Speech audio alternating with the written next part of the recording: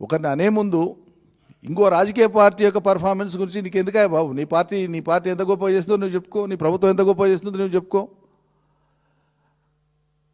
మేము ఎప్పుడన్నా అన్నామా సోనియా గాంధీ గారు అనారోగ్యంతో ఉన్నారు కాబట్టి ఆమె ప్రజాక్షేత్రంలో దిగుతలేదు, వివిధ రాష్ట్రాలలో ఎన్నికలైతే ఆమె జాతీయ స్థాయి నాయకురాలే, పార్టీ నడిపేట ఆమె తిరుగుతలేదు మేము ఎప్పుడన్నా అన్నామా?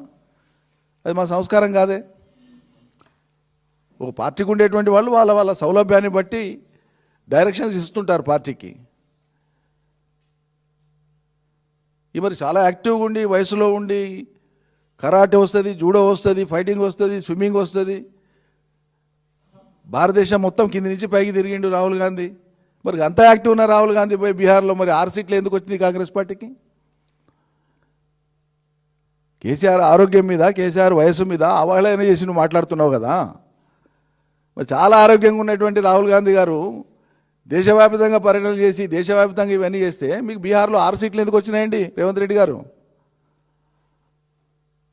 సమాధానం చెప్పు.